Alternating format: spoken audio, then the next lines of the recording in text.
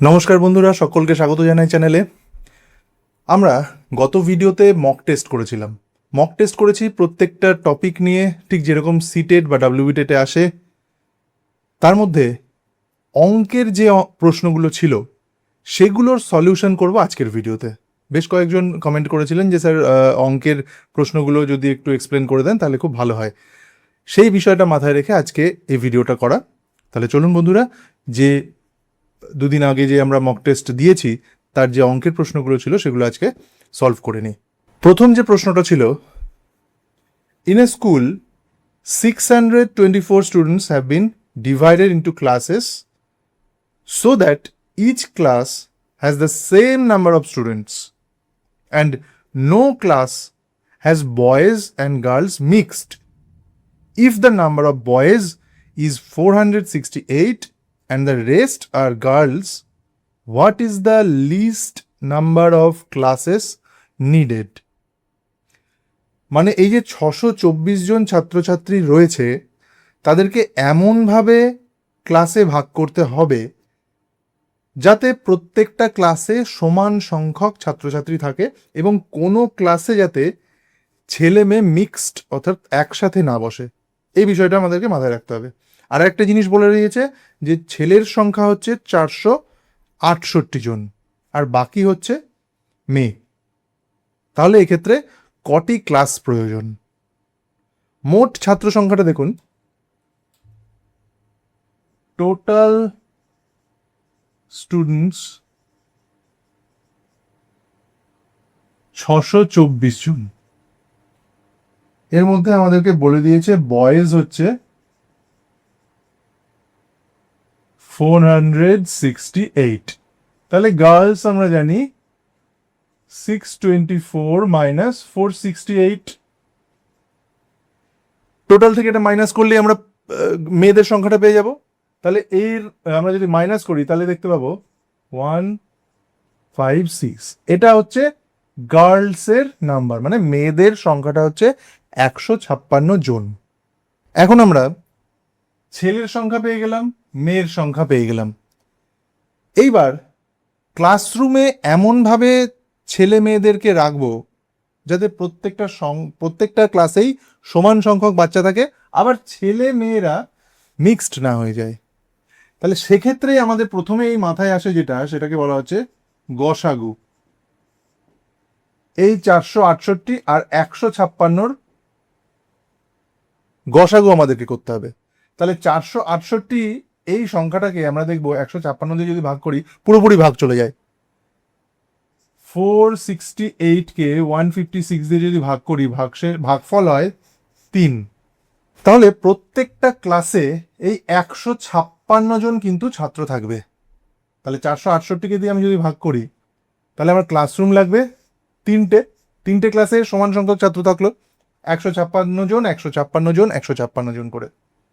আর 156 জন তো মেয়ে আছে, ডিভাইডেড বাই 156 1, তার মানে শুধু মেয়েদেরকে রাখতে হলে একটা ক্লাসরুমই যথেষ্ট। তাহলে মোট টোটাল ক্লাস হচ্ছে আমার 3 + 1 মানে 4। তাহলে এই ধরনের অঙ্কের ক্ষেত্রে আমাদেরকে যেটা মাথায় রাখতে হবে, যখন দেখবো যে সমান ভাগ করতে চাইছে এবং সর্বনিম্ন কথাটা দেখতে পাবো যে লিস্ট নাম্বার অফ ক্লাস, সেক্ষেত্রে আমাদের মাথায় চলে আসবে যে HCF বা গসাগু। আমাদের গসাগুটা খুঁজতে হবে, ঠিক যেখানে আমরা খুঁজে পেলাম এই 156কে 156 দিয়ে 468 পুরোপুরি ভাগ চলে যায়। তার মানে প্রত্যেকটা ক্লাসরুমে 156 জন করে ছাত্র থাকবে এবং সেখানে কিন্তু ছেলে মেয়ে মিশবে না।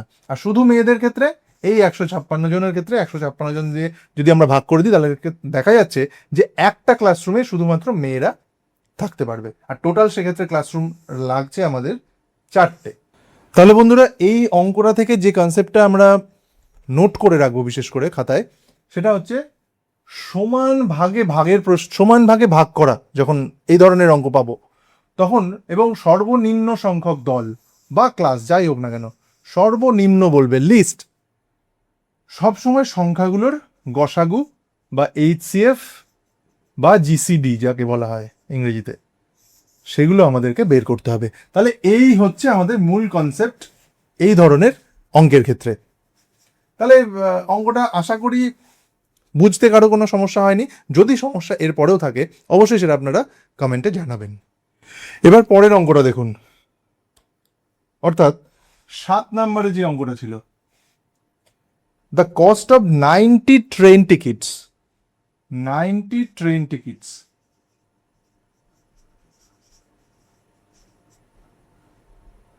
was 4,500 rupees. Find the cost of 10 tickets. 10টা টিকিটের দাম কত সেটা আমাদেরকে জানতে চেয়েছে। খুব সহজ অঙ্ক। এই ধরনের অঙ্কগুলোকে অঙ্কের ভাষায় বলা হয় ইউনিটারি মেথড, ঐকিক নিয়মের অঙ্ক। 90টা ট্রেনের টিকিটের দাম 4,500 টাকা। তাহলে একটা ট্রেনের টিকিটের দাম হচ্ছে 4,500 ডিভাইডেড বাই 90, মানে 50 রুপিস। তাহলে 10টা টিকিটের দাম 50 ইন্টু 10 মানে 500 রুপিস। 500 টাকা হচ্ছে সঠিক উত্তর। খুব সহজ। এই ধরনের অঙ্কগুলো প্রায়ই করি আমরা, আর ঠিক এই লেভেলের অঙ্কই কিন্তু সিটেটে আসছে সাম্প্রতিক যে পরীক্ষাগুলো দেখা যাচ্ছে তাতে। এবার পরের প্রশ্নটা ছিল 8 নম্বর প্রশ্ন। A car covers 216 kilometer at a speed of 18 kilometer per hour. 216 kilometer at a speed of 18 kilometer per hour. And the next 143 kilometer.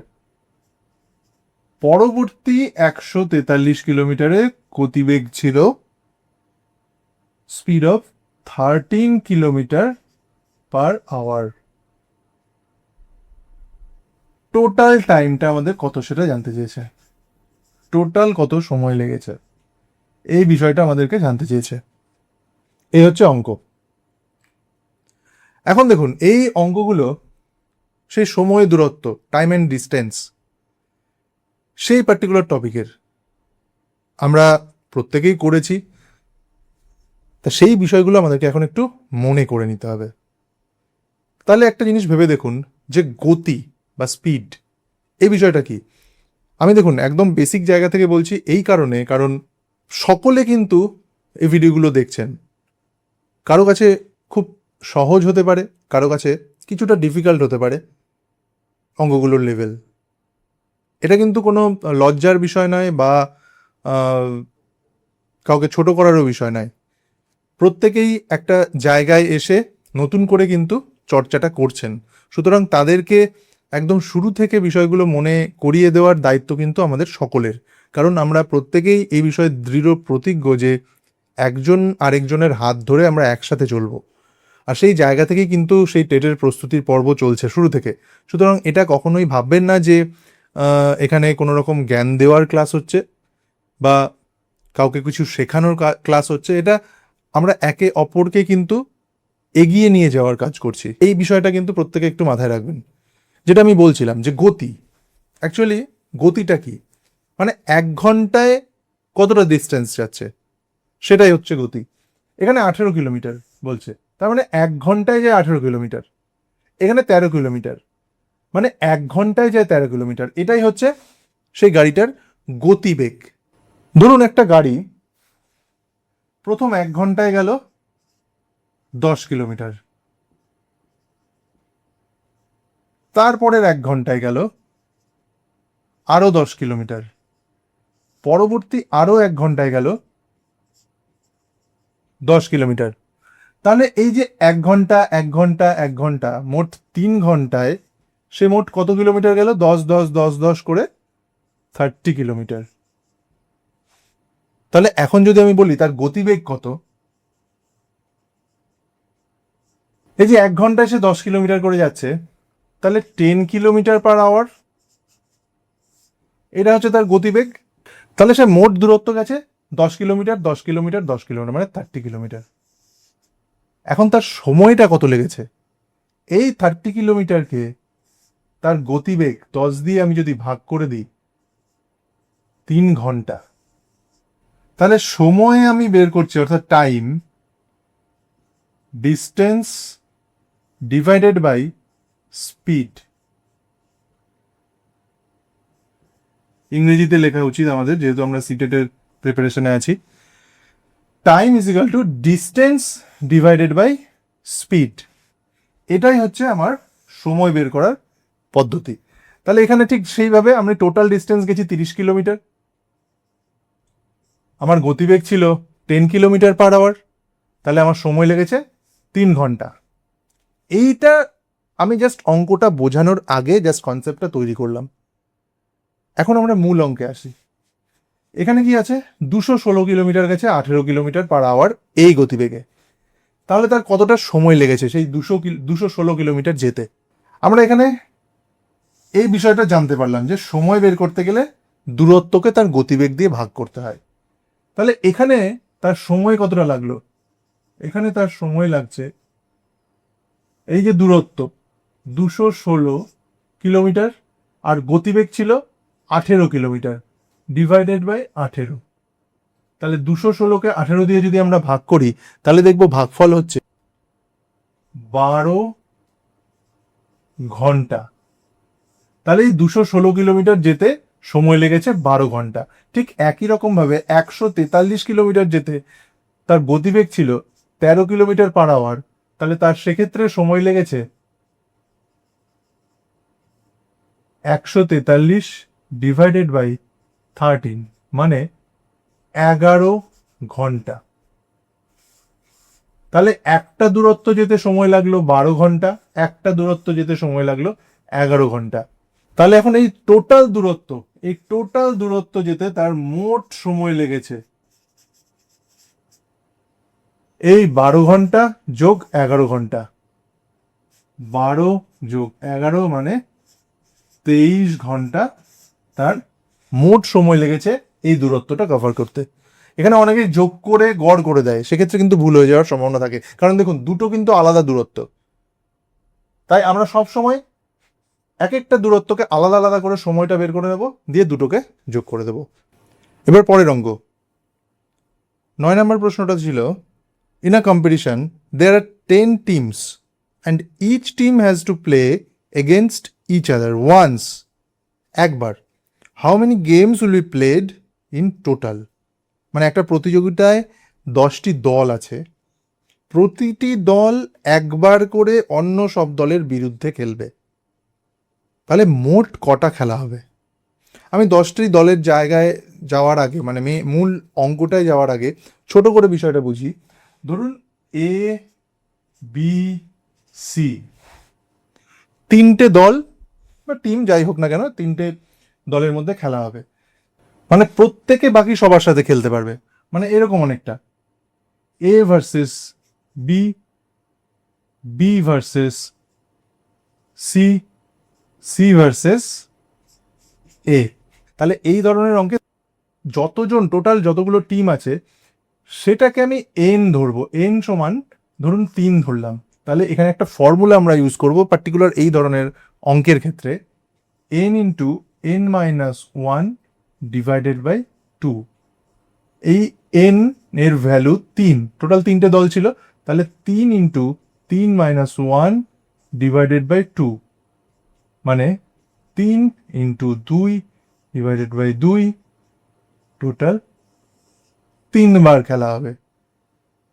এইবার আমি আসি আমাদের অঙ্কে, 10টা টিম, তার মানে এন এর ভ্যালু 10, আমরা ফর্মুলা জানি n into n minus 1 divided by 2, তার মানে 10 into 10 minus 1 divided by 2, 10 into 9 divided by 2, তার মানে 545, তার মানে 45 বার খেলা হবে। আমাদেরকে এই ফর্মুলাটা মনে রাখতে হবে এই ধরনের অঙ্কের ক্ষেত্রে।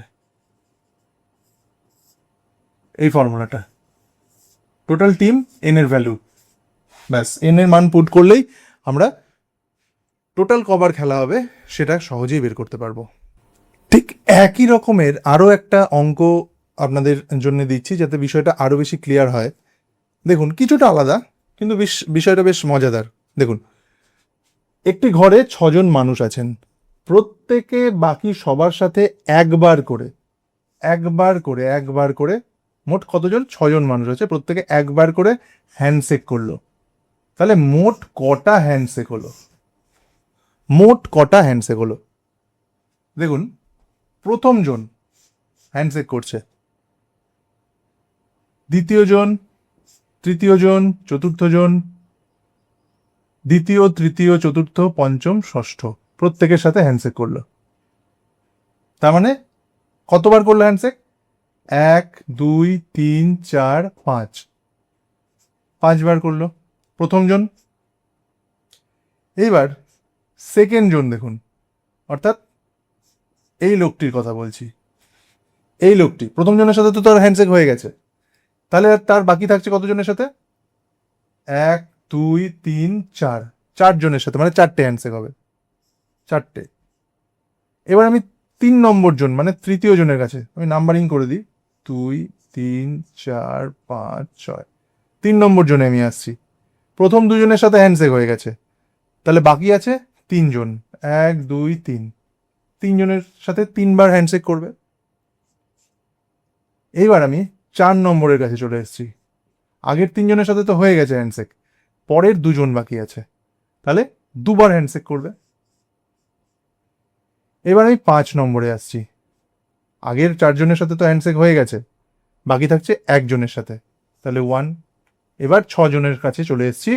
6 জন, সে তো আর নিজের সাথে হ্যান্ডশেক করতে পারবে না, তাহলে সবার সাথে তার হয়ে গেছে, তাহলে এখানে 0।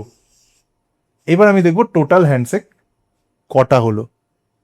5 + 4 মানে 9, 9 + 3 মানে 12, 12 + 2 মানে 14, + 1 15, মানে টোটাল 15টা হ্যান্ডশেক হলো। তাহলে এই ধরনের অঙ্কগুলোও কিন্তু আসতে পারে, আমাদের এগুলোও কিন্তু জেনে রাখতে হবে। খুব ইন্টারেস্টিং বিষয়গুলো। পারমুটেশন অ্যান্ড কম্বিনেশন বলে একটা টপিক রয়েছে অঙ্কে, সেই চ্যাপ্টার থেকেই কিন্তু এই ধরনের অঙ্কগুলো। আগামীতে যত এই ধরনের আমরা অঙ্কের প্র্যাকটিস করব, এরকম বহু অঙ্ক আমাদের সামনে আরও আসবে। তাহলে বন্ধুরা, এই অঙ্কগুলোই ছিল বিগত ভিডিওর যে মক টেস্ট, সেখানে আশা করি অঙ্কগুলো সলভ হলো এবং আপনাদের যে ডাউটটা ছিল সেটাও ক্লিয়ার হলো।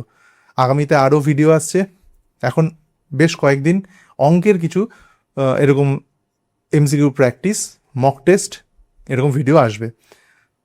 আপনারা প্রত্যেকে প্র্যাকটিস করুন আর প্রিপারেশন আরও বেশি জোরদার করুন, কারণ সিটেটের বা ডাব্লিউবিটেটের আমরা দেখেছি গতকাল বা গত পরশু দিন মাননীয় শিক্ষামন্ত্রী কিন্তু বলেছেন যে নতুন পরীক্ষার শিক্ষক নিয়োগের কিন্তু খুব তাড়াতাড়ি একটা বিজ্ঞপ্তি জারি হতে পারে। সেই প্রস্তুতি কিন্তু তুঙ্গে। তাহলে আমাদের নিজেদের প্রস্তুতিও কিন্তু একদম শেষ পর্যায়ে রাখতে হবে। তাহলে বন্ধুরা, আপনারা প্রত্যেকে ভালো থাকুন। দেখা হচ্ছে পরবর্তী ভিডিওতে। ধন্যবাদ।